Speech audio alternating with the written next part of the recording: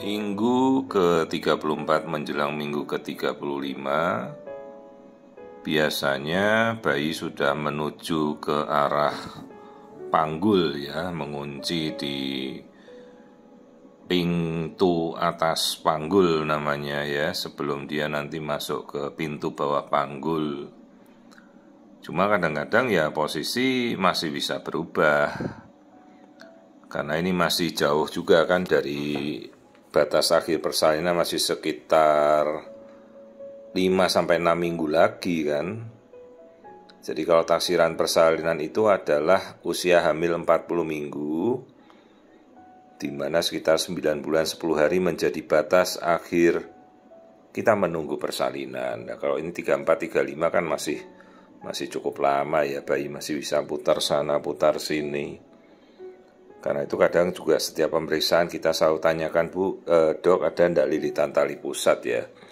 Karena minggunya masih bisa berubah-berubah nih, putar kemana-mana posisi bayinya. Kalau sudah minggu-minggu akhir biasanya kita hanya mengukur perkembangan bayi, berat badan, jumlah air ketuban, mencari posisi plasenta, ada lilitan atau tidak. Intinya itu saja, dan menentukan posisi bayi sudah di mana ya. Tetap jangan lupa, meskipun kelihatannya sederhana, kita mengukur biometri berat badan janin. Jangan sampai biometrinya ukurannya melesetnya jauh banget ya. Minggu 34-35 berat standar bayi itu sudah sekitar 2,4 kilo. Itu yang normal. Tapi bisa saja bayinya besar.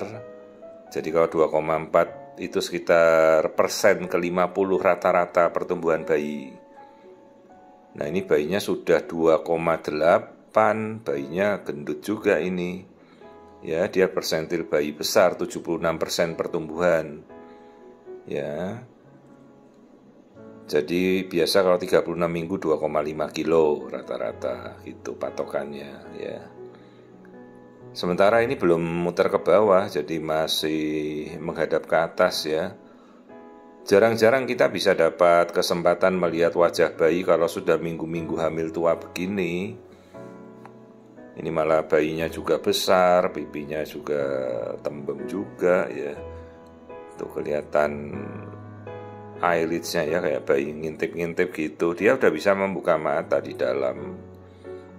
Jadi sejak 29 minggu tuh kelopak mata sudah bisa meremelek di dalam ya. Cuma kan ya tidak membuka terus, namanya juga seperti dia berenang di air kan ya. Lebih banyak menutup wajah, mukanya lebih banyak ditutup kelopak matanya. Nah ini dia sudah bisa mengatur ekspresinya sendiri. Kadang-kadang lidahnya bisa melet-melet juga bisa. Nah ini dia menguap ya. Di leher tidak ada lilitan saat ini, mudah-mudahan tidak ada lilitan seterusnya, karena bisa mengganggu proses penurunan kepala. Jadi kalau ibu-ibu bertanya ada lilitan satu kali boleh diinduksi enggak? Ya satu kali lingkar leher itu kan 15 cm. Kalau ada lilitan berarti tali pusat sudah berkurang di leher kan. Sementara panjang tali pusatnya rata-rata 40 cm. Lah dokter Anda harus perhitungan. Kalau menginduksi dengan ada lilitan tali pusat, bagaimana resikonya? Ini bayinya melet. Iya kalau bayinya turun, kalau bayinya malah tali pusatnya makin kencang melilit di leher kan bisa fatal ya. Itu yang harus diperhitungkan. Dan kalau misalnya kita mau menginduksi ada lilitan tali pusat, bukan tidak boleh, tapi itu menjadi pemikiran, pertimbangan, bisa berhasil tidak.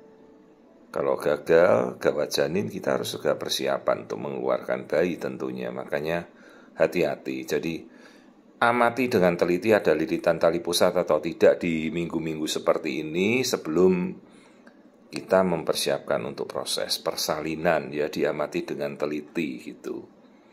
Ya di era-era sekarang itu tidak ada gunanya kita sampai harus memaksakan. Bila ada lilitan tali pusat ya bisa membahayakan juga. Maka sebaiknya kita harus selalu pemeriksaan itu dilakukan dengan teliti ya. Karena setiap saat kondisi kehamilan itu bisa berubah. Nah, ini yang kita ukur selalu, tali pusatnya, aliran darahnya.